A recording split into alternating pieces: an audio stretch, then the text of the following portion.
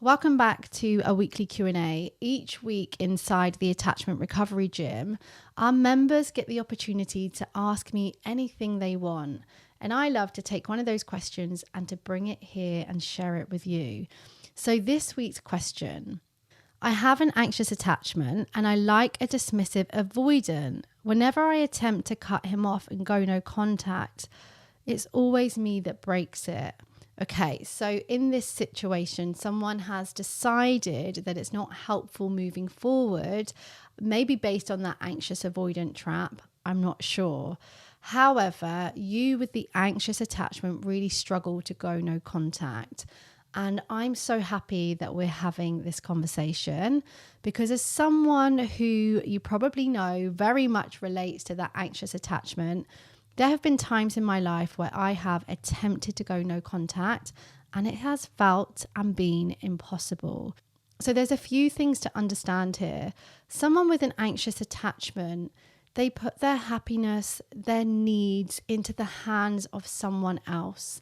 Now, when someone's pulling away, it can trigger so many of your core wounds, so many abandonment wounds. And in that moment, it doesn't become about what is best for me, such as no contact and moving on with my life and focusing on me. It becomes, I need this person and only they can make me happy. And it feels like that is extremely true. Your body reacts like it's true. And you have these impulses that I need to have contact with this person. I need to make them realize, and I need to fix this situation so that we can be together and I'm not abandoned. Trying to go no contact when you have an anxious attachment, it can be really, really challenging. So let's just take a moment to say that you're not on your own there.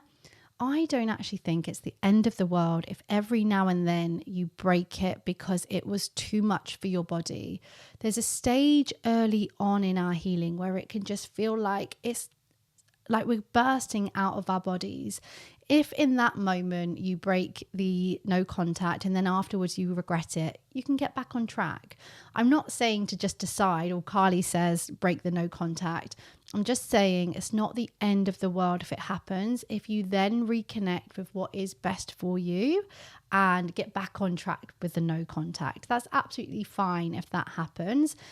If you're at a stage where it's a bit further along, because I created my 3-month program of working with people during a no contact period. So I know that there is a time where it is very possible, when you become more and more secure within yourself, that no contact does become a bit easier. So there's a bit of hope for you as well. If you are someone where it feels impossible, see if you can notice those small areas where you are seeing improvement. So perhaps, yes, you're breaking no contact every now and then, but maybe you're extending how long it takes without that contact. Maybe it's becoming a bit easier over time to go without that contact. Do notice that as well, because it is part of the process.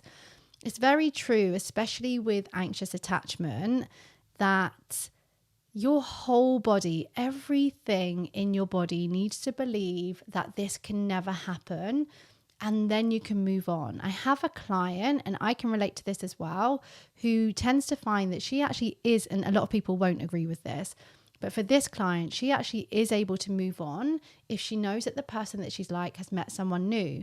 Because in those moments, that cuts it off for her. It means it's over. So when every cell in your body knows that it's not going to happen, that can actually be really useful. So if you do push it to the bitter end as well, it can be painful, but sometimes it's those moments where you realize, this isn't going to happen, and no contact can become a bit easier. So if you do reach out and then they don't get back to you, yes, it's painful, but sometimes that's what it takes, because over time, someone with an anxious attachment begins to convince themselves, maybe they are missing me. Maybe they've realized by now, maybe if they just hear from me, maybe. And when we start to have those doubts, the no contact, we feel it in our body, like maybe I need to reach out to them. I need them. So yes, it does make sense. That's also very important just to hear those words. It does make sense that if you're the one with the anxious attachment, that you're the one that reaches out. Remember, the person with the dismissive attachment, They're very much able to focus in on themselves, perhaps their priorities and other things that aren't necessarily you. That might be really painful to hear, but that is something that they're more able to do. It's the way that they cope, just like this is the way that you're coping. Maybe neither of them are helpful. Who am I to say that without knowing these two individual people? But we do tend to need that balance when it comes to healing, no contact and moving on. So hopefully that's been useful. If this video has spoken to you today, then I want to let you know about the Attachment Recovery Gym. It's an online membership space where you can take everything you've been learning and put it into practice. If you have a reoccurring relationship issue or a specific trigger where you feel stuck, then fear not. The Attachment Recovery Gym marries 3 core components to support you to change. That is community, accountability, and education.